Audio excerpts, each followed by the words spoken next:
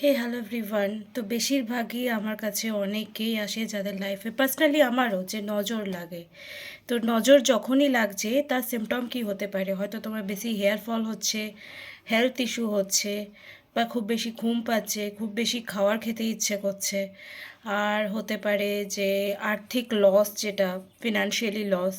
এই সিমটমগুলো দেখা যায়। যদি হালকা ফুলকা হচ্ছে তো কি করবে? ফার্স্টেই সন্ধেবেলায় কর্পূর নেবে 2 হাতে, এটা ক্লকওয়াইজ ঘোরাবে আর অ্যান্টি ক্লকওয়াইজ ঘোরাবে 7 টাইমস। দেন ওটা বাইরে গিয়ে জ্বালিয়ে দেবে, ঘরের বাইরে বা ছাদে। এটা করতে পারো, বা 7টা শুকনো লঙ্কা নিতে পারো। দেন ওটা অ্যান্টি ক্লকওয়াইজ, একবার ক্লকওয়াইজ ঘুরিয়ে অ্যান্টি ক্লকওয়াইজ 7 টাইম ঘুরিয়ে দেন ওটা জ্বালিয়ে দিতে পারো। ওকে, এটাতে কি হবে? অরা ক্লিন হবে, বিকজ আমাদের বডি কিন্তু, হিউম্যান বডি কিন্তু 5 এলিমেন্ট দিয়ে তৈরি, সবাই জানো, রাইট? ক্ষিতি অপ তেজ মরুপম, মানে এটা সংস্কৃত ওয়ার্ড বললাম। জল, মাটি, আকাশ, বায়ু, অগ্নি।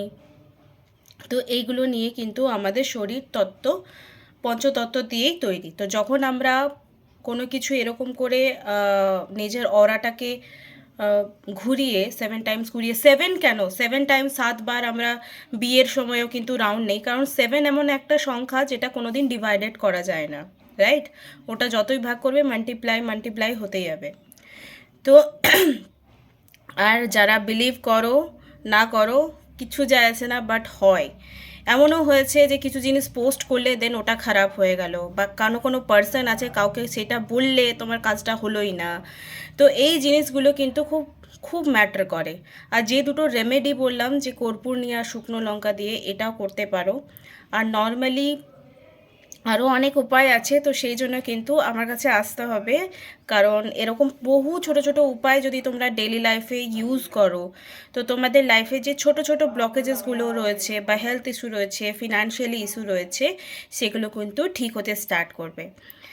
আর থ্যাংক ইউ সো মাচ।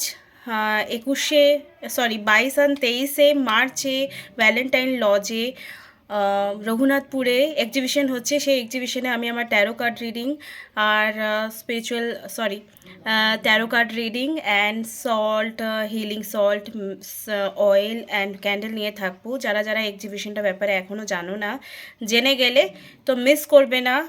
বিকাল 4টে থেকে 10টা অবধি এক্সিবিশনটা চলবে। আরও ওখানে প্রচুর কিছু থাকবে, বাট আমি বিশ্বাস করি বাহ্যিক দিকের সুন্দরতার সাথে সাথে ভেতরটা পিউরিফাই হওয়াটা খুব দরকার। তার জন্য কিছু জিনিস আমাদের ডে টু লাইফে কিন্তু ফলো আপ করতেই হয়। তো তার জন্য কিন্তু আমার কাছে আসতেই হবে। ওকে, থ্যাংক ইউ সো মাচ। রাত 4টে থেকে রাত 10টা অবধি এক্সিবিশনটা চলবে। সেখানে জামা কাপড়, খাওয়া দাওয়া, আর আমি তো থাকছি। Thank you so much.